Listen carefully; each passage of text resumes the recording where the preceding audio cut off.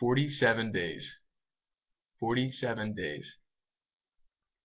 Would you be able to survive 47 days at sea in the Pacific Ocean with the sun beating down on you with nothing to eat except raw fish and maybe a few birds passing by?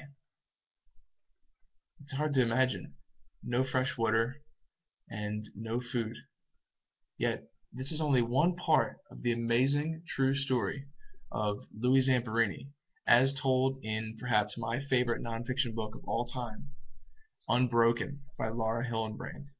Hillenbrand does a fantastic job in this book, which was published in 2010 by Random House Publishers, of telling the life story of Louis. Now, Louis is a fascinating guy, and his life is just an epic story.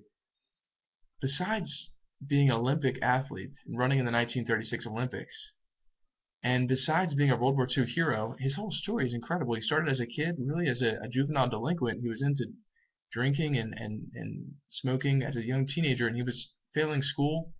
Fortunately, he found track and running through his older brother Pete, got him into track, and he became a world-renowned runner. In fact, he set a college record at USC for running the mile in 4 minutes and 8 seconds, which is still an incredible time. Now, after college, he joined World War II and fought he was a pilot. Well, he was a bombardier, actually, on a World War II bomber aircraft, and crashed into the Pacific Ocean, surviving for 47 days on a raft with 2 other men on, as mentioned previously, really nothing to eat or drink at all besides what they could catch with their bare hands. Incredible. So he's picked up by the Japanese and survives 2 years in a prisoner of war camp, in which he encounters a man whose name is Watanabe. Watanabe's nickname is the Bird. And the Bird is perhaps the sickest and most twisted individual I've ever read about in a nonfiction piece.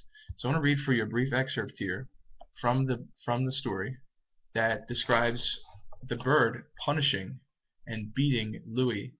He made all of Louis's men line up before him and punch Louis in the face as many times as they could as a punishment for Louis. So let me read it for you. It's on page 290, and it says, "For the first few punches, Louis stayed on his feet, but his legs soon began to waver and he collapsed.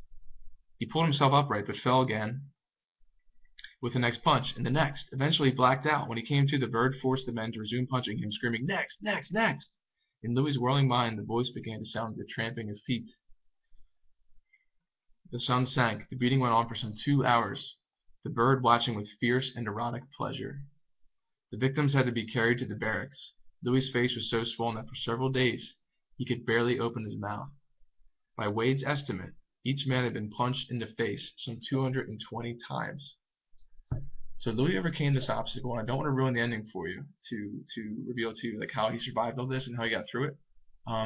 You'll have to read it to find out, but the story itself is great for so many reasons. The top 3 I would say are is the astounding and inspirational life story of Louis is the top reason by far. Also, the clear, concise, yet creative writing of Hillenbrand makes the book interesting, and it moves quickly, but it's also very detailed. And lastly, if you like history, if you like World War II, this book is for you. You can learn so much from reading this book about World War II and what some of the men went through, the heroes of that greatest generation. Thanks for watching, and have a great day.